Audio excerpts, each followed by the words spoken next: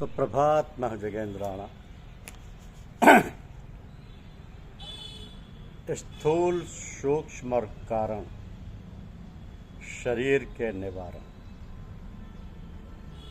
स्थूल सूक्ष्म और कारण शरीर के निवारण।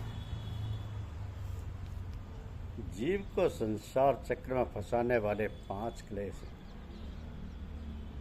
इन 5 क्लेशों से कर्मों के संसार बनते हैं और उनका भंडार बढ़ता चला जाता है, जिन्हें हम संचित, प्रारब्ध और क्रियमाण कहते हैं। पुराने कर्म फल भोगते रहते हैं और कर्मों के द्वारा नए संस्कार करते रहते हैं। इसी विधान के अनुसार जैसे कर्म होते हैं वैसे उनका फल प्राप्त होता रहता है। तो कर्म प्रधान विश्व रच राखा, जो जस करई सो तस फल चाखा। यही कर्म विधान जीव को आवागमन के चक्र में घुमाता रहता है। तो अनंत कष्टदायक इन क्लेशों के स्वरूप पर विचार किया जाए। महर्षि पतंजलि ने योग दर्शन में लिखा है कि अविद्या, स्मिता, राग, द्वेष भी निवेश है क्लेशा। यानी क्लेश 5 प्रकार के हैं: अविद्या, अस्मिता, राग, द्वेष और अभिनिवेश। पहला ही अविद्या क्लेश। अविद्या माने तत्व ज्ञान का अभाव।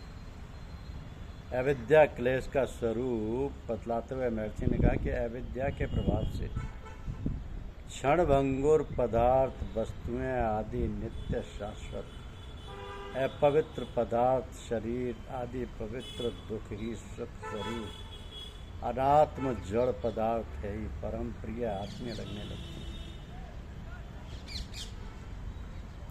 है। अविद्या के प्रभाव से अनित्य नित्य सा, अपवित्र पवित्र सा, दुख सुख जैसा और जड़ तत्व ही आत्मवत प्रतीत होने लगता है। इस जड़ शरीर का चेतन आत्मा से जो संयोग उपस्थित हुआ है, जड़ चेतन की जो ग्रंथि बन गई है, भले ही वो झूठ हो, असत्य हो, अवास्तविक हो, किंतु जब तक हमारे अंदर अविद्या नाम का क्लेश मौजूद है तब तक उस गांठ का खुलना, ग्रंथि भेद होना असंभव है। पूज्यपाद गोस्वामी तुलसीदास जी इस अवस्था का वर्णन करते हुए कहते हैं रामचरितमानस में कि जड़ चेतन ही ग्रंथि पर गई, जदपि मृषा छूटत कठिनाई। जब तब ते जीव भयउ संसारी, छूट न ग्रंथ न होई सुखारी।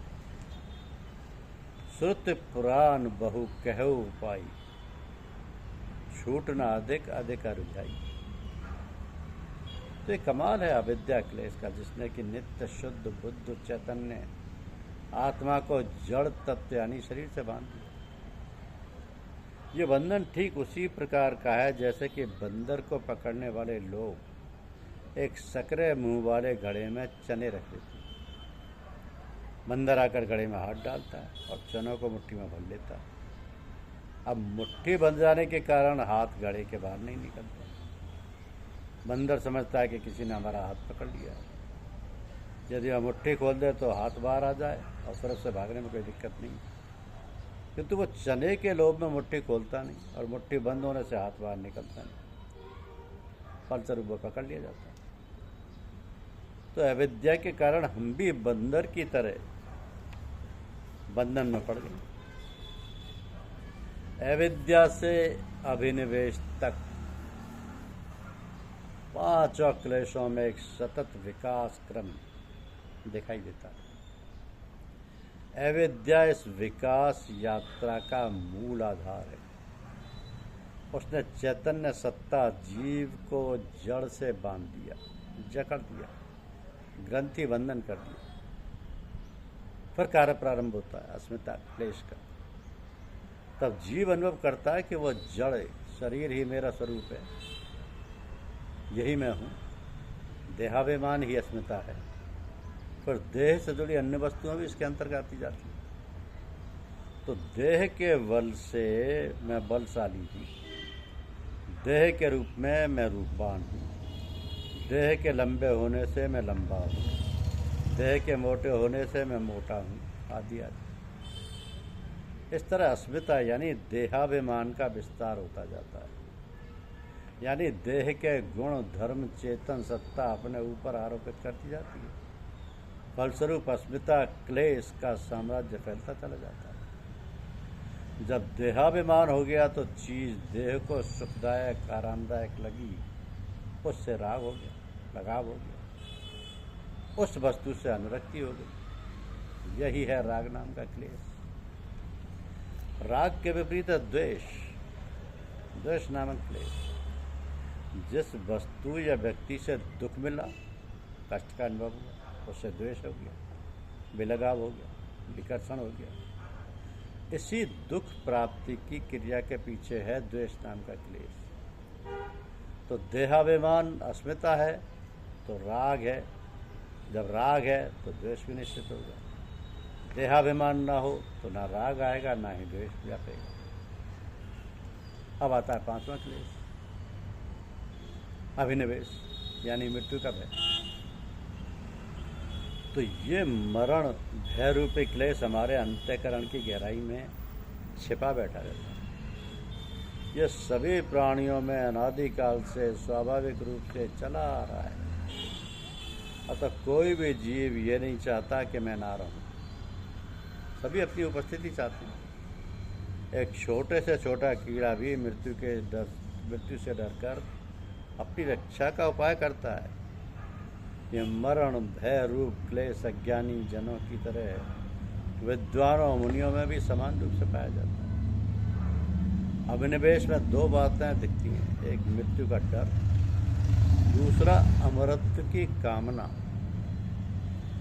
ये एक ही सिक्के के दो पहलू। प्राणियों में मृत्यु का भय जड़ शरीर के प्रभाव से व अमरता की कामना उसके आत्म स्वरूप का प्रतिबिंब है। तो आवागमन के कारक इन क्लेशों का प्रभाव छीण कर ध्यान समाधि के द्वारा आत्म स्वरूप की प्राप्ति हेतु क्रिया योग की साधना विधि सर्वाधिक सुगम पथ एवं परिपूर्ण प्रणाली है।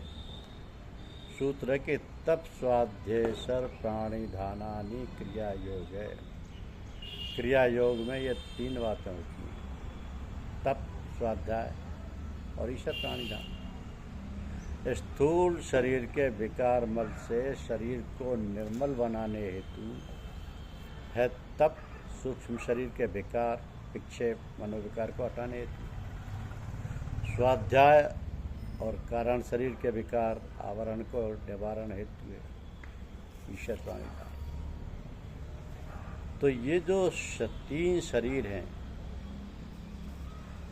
स्थूल, सूक्ष्म और कारण,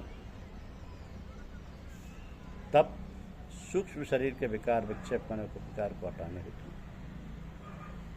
स्थूल शरीर के विकार मल से शरीर को निर्मल बनाने हेतु, स्वाध्याय और कारण शरीर के विकार आवरण को हट निवारण हेतु है ईश्वर प्राणिधान। तो जितने भी दुनिया में लोग हैं सब अपने विचार और सोच के मुताबिक काम करते हैं। ठीक क्या है क्या नहीं इसके विचार बहुत लोग कम करते हैं। जो उचित अनुचित का विचार करते हैं उनके सभी काम ठीक होते हैं, उससे उनको फ़ायदा होता है। तो उनको क्या करना चाहिए जिससे विचार हमेशा ठीक व लोगों को फ़ायदा पहुंचाने वाले हो। इसके लिए अपने आप को भगवान को सुपुर्द करके शांत मन से जो भी विचार आए उसको कार्यान्वित करें तो शायद सब काम ठीक होगा और उनसे सबको फ़ायदा भी होगा। किसी काम में जल्दबाजी नहीं करनी चाहिए क्योंकि जल्दी का काम शैतान का होता है। तो हर एक काम, हर कदम बहुत सोच समझ कर उठाना चाहिए। कभी कभी इतना उतावलापन होता है कि जो काम हम करने जा रहे हैं उसमें बहुत कमी और गड़बड़ी हो जाती है, और जो काम भगवान का समझकर और उन्हीं को अर्पण करके किया जाता है वो अधिक ठीक और सही होता है। उससे सबको लाभ और सांत्वना मिलती है। तो दुनिया के सभी काम ही नहीं बल्कि अपने भी सभी काम भगवान के समझकर करने चाहिए। अपने को निमित्त मानकर, भगवान को समझकर, भगवान का समझकर काम करने से बहुत लाभ और तमाम परेशानियों से छुटकारा मिलता है। काम तो अनिवार्य है, दुनिया में रहकर काम से छुटकारा नहीं मिल सकता। ये दुनिया तो काम के लिए ही बनाई गई है। बस यहाँ हरदम सावधान और सोच विचार के साथ काम करना चाहिए। तो फिर कोई गलती किसी प्रकार की हानि या संभावना नहीं रही। सब ईश्वर का धन्यवाद।